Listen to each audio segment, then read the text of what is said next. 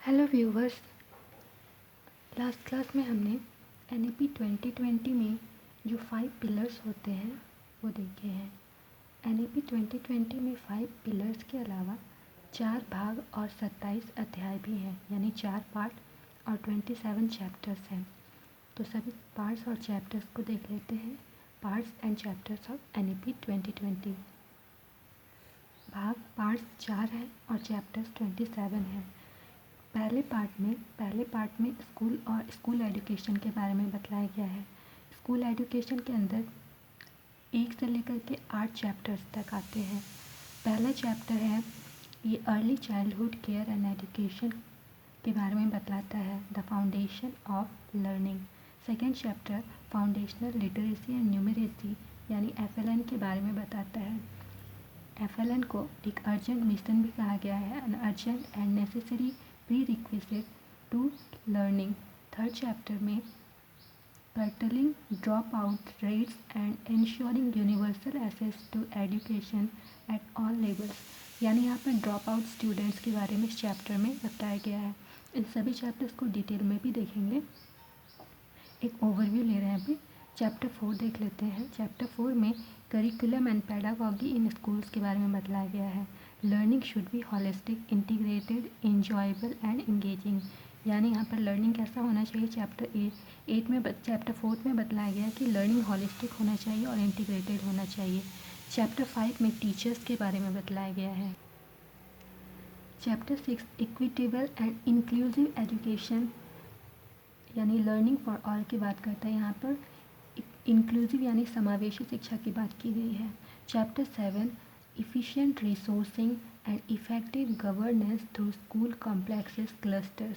Chapter 7 में clusters बनाने की बात की गई है, यानी कि जैसे कि एक स्कूल में मान लिया कोई टीचर नहीं है, अगले स्कूल में उस मतलब टीचर की कमी को फुलफ़िल करने के लिए इस स्कूल से टीचर को वहाँ पर स्थानांतरण किया जाता है।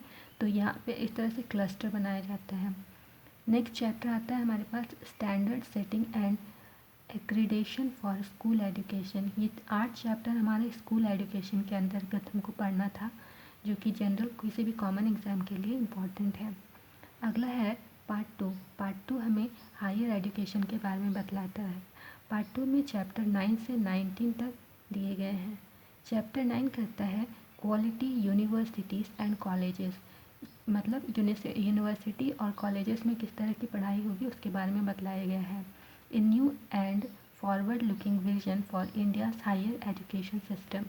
चैप्टर 10 है हमारा institutional restructuring and consolidation. Chapter 11 बताता है towards a more holistic and multidisciplinary education. Chapter 12 optimal learning environments and support for students. Chapter 13 motivated, energised and capable faculty. यहाँ पर फैकल्टीज यानी टीचर्स के बारे में बतलाया गया है। चैप्टर 14 बताता है equity and inclusion in higher education.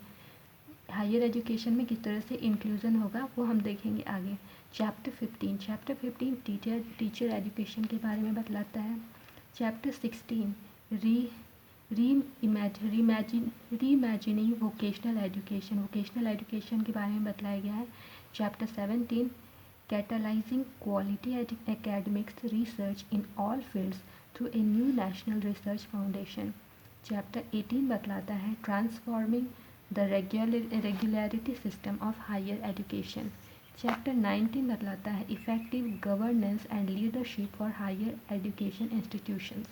ये जो चैप्टर है हमारे 9 से लेकर के 19 चैप्टर तक, ये हायर एजुकेशन के अंदर हमें पढ़ना है। सारे चैप्टर्स को हम डिटेल में भी देखेंगे। फिर आता है पार्ट 3, NEP का पार्ट 3 है अदर की एरियाज़ ऑफ फोकस। अदर की एरियाज़ ऑफ फोकस में चैप्टर 20 से लेकर 24 तक आते हैं। चैप्टर 20 हमारा है प्रोफेशनल एजुकेशन, सभी प्रोफेशनल एजुकेशन के बारे में इसमें बतलाया गया है, ठीक है। फिर आता है चैप्टर 21, इसमें एडल्ट एजुकेशन के बारे में बतलाया गया है, adult education and life long learning. Chapter 22 हमें promotion of Indian languages, art and culture के बारे में बतलाता है। यहाँ पर इंडियन लैंग्वेजेस को प्रमोट करने की बात की गई है। चैप्टर 23 में technology use and integration, technology का यूज़ करने के बारे में बात की गई है चैप्टर 23 में। चैप्टर 24 हमें बताता है online and digital education ensuring equitable use of technology. Technology का यूज़ कैसे करेंगे, टेक्नोलॉजी के यूज़ को इंक्रीज़ करने की बात कैसे यूज़ करना है उसके बारे में चैप्टर 24 बताता है। फिर आता है हमारे पास part 4 make it happen. Part 4 का नाम दिया गया है मेक इट हैपन। इसमें चैप्टर 25 से 27 आते हैं। चैप्टर 25 स्ट्रेंथनिंग द CABE यानी कि central advisory board of education. इसको स्ट्रेंथनिंग के बारे में बतलाया गया है चैप्टर 25 में। चैप्टर 26 में financing affordable and quality education for all. इस तरह से फाइनेंसिंग की जाएगी इस सारे एजुकेशन सिस्टम में, उसके बारे में बतलाया गया चैप्टर 26 में। एंड चैप्टर 27 में इम्प्लीमेंटेशन के बारे में बतलाया गया है, जो भी सिस्टम्स है उसके बारे में कैसे कैसे इम्प्लीमेंट किया जाएगा उसके बारे में यहाँ पर बतलाया गया है। तो आइए अब यहाँ से स्टार्ट करते हैं structure of school education. School education के बारे में हमें पढ़ना है। तो सबसे पहले स्कूल एजुकेशन का जो हमारे पास में स्ट्रक्चर है वो है 5+3+3+4। अभी तक जो हम पढ़ते आ रहे हैं 10+2 के एजुकेशन सिस्टम के अकॉर्डिंग हम पढ़ाई कर रहे थे। 10+2 में क्लास 1 से लेकर के क्लास 12 तक की पढ़ाई होती थी। तो बच्चा यहाँ पर 18 साल तक पढ़ाई करता था और 12 साल का एजुकेशन दिया जाता है। लेकिन जो ये नया एजुकेशन सिस्टम है 5+3+3+4, यहाँ पर बच्चा 15 साल तक पढ़ाई करेगा। 15 साल तक पढ़ाई करेगा तो यहाँ पे बच्चे का एडमिशन 3 साल में ही हो जाएगा और प्री प्राइमरी से लेकर के आपका 12 तक बच्चा यहाँ पर पढ़ाई करेगा। तो अब ये जो 5+3+3+4 का सिस्टम है इसको हम लोग देख लेते हैं। पहला 5 जो है ये फाउंडेशनल स्टेज कहलाता है। दूसरा जो ये 3 है इसको प्रिपरेटरी स्टेज कहा जाता है। तीसरा 3 मिडिल स्टेज कहलाता है और ये जो 4 है ये सेकेंडरी स्टेज कहलाता है। सबको डिटेल में देख लेते हैं। फाउंडेशनल स्टेज में 5 साल तक बच्चा यहाँ पर एजुकेशन गेन करेगा। फाउंडेशनल स्टेज यानी मूलभूत चरण, यहाँ पर बच्चे का एज 3 से लेकर के 8 साल तक का होगा। फाउंडेशनल स्टेज को 2 पार्ट में डिवाइड किया गया है। पहला 3 साल बच्चा आंगनवाड़ी या प्री स्कूल या बाल वाटिका जो भी कहें, इसमें पहला 3 साल बच्चा रहेगा। उसके बाद अगला 2 साल बच्चा क्लास 1 और 2 में रहेगा। तो ये हो गए टोटल 5 ईयर्स। यहाँ पर फोकस किया गया है बच्चे को क्या क्या सिखाना है। हम लोगों को लैंग्वेज स्किल्स बच्चे को सिखाना है और इसको प्ले वे या एक्टिविटी बेस्ड एजुकेशन हमको देना है। यहाँ पर खेल कूद के माध्यम से बच्चों को सिखाना है। अगला आता है प्रिपरेटरी स्टेज। यहाँ पर बच्चा 3 साल एजुकेशन गेन करेगा, क्लास 3, 4 और 5। यहाँ पर बच्चे का ये जो प्रिपरेटरी स्टेज यानी कि प्रारंभिक चरण है, यहाँ पर बच्चे की एज 8 से लेकर 11 वर्ष होगी। यहाँ पर बच्चे को न्यूमरेसी और लैंग्वेज स्किल सिखलाई जाएगी। कैसे सिखाई जाएगी?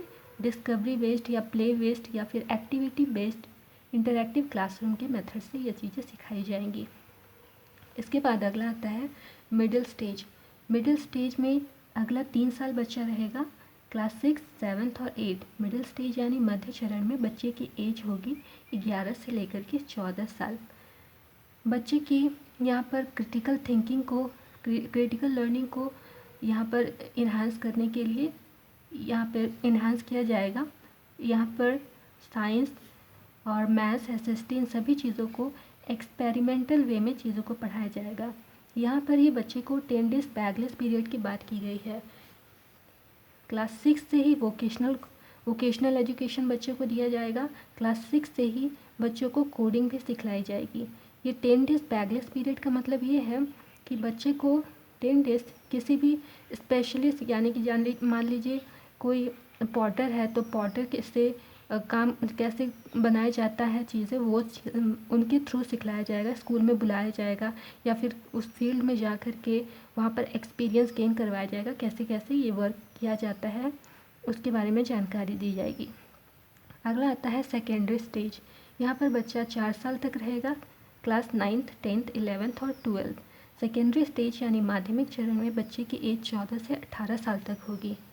यहाँ पर मल्टी डिसिप्लिनरी यानी कि बहु विषयक स्टडी होगी। यहाँ पर बच्चे की क्रिटिकल थिंकिंग को डेवलप किया जाएगा। Flexibility and student choice of subject, जैसे कि इससे पहले अभी का एजुकेशन सिस्टम जो चल रहा है करंट में, वहाँ पर क्या होता है कि बच्चे को आर्ट्स साइंस ये सब सब्जेक्ट लेना पड़ता है। तो अभी क्या हो गया, 5+3+3 जब आएगा तो बच्चे को आर्ट्स का कोई सब्जेक्ट चूज़ करना है तो वो चूज़ कर सकता है आर्ट्स, और साथ में ही वो साइंस का कोई और सब्जेक्ट चूज़ करना चाहता है तो वो भी चूज़ कर सकता है। इस तरह से फ्लेक्सिबल चीज़ों को बनाया गया है। एक इम्पॉर्टेंट थिंग है यहाँ पर नोट में कि MHRD का नाम चेंज करके MOE रख दिया गया है। ठीक है, तो MHRD का नाम MOE मिनिस्ट्री ऑफ एजुकेशन यानी शिक्षा मंत्रालय कर दिया गया है। अगला है ये जो हमारा स्ट्रक्चर है स्कूल एजुकेशन का 5+3+3+4, इसका एम क्या है? इसका एम है पहला एक्सपीरियंशियल लर्निंग यानी बच्चों में अनुभवात्मक शिक्षा को डेवलप करना। दूसरा है होलिस्टिक डेवलपमेंट ऑफ लर्नर्स, बच्चे का सर्वांगीण विकास करना। तीसरा है NCERT और SCERT will develop high quality text book material, मतलब जो भी गुणवत्तापूर्ण जो हमारे पास टेक्स्ट बुक मटेरियल होगा इसको इम्प्रूव, इसको डेवलप करने का काम NCERT और SCERT को दिया गया है। No rigid separation between arts and science, curricular and extra curricular activities, vocational and academics, यहाँ पर किसी तरह का सेपरेशन करने की बात नहीं की गई है। और अगला है NCFSE will be developed by NCERT, NCERT के through national curricular framework for school education बनाया जाएगा। जो करिकुलम है, पाठ्यचर्या का ढांचा, वो NCERT तैयार करेगा। तो आज के लिए इतना ही, फिर मिलेंगे, बाय बाय।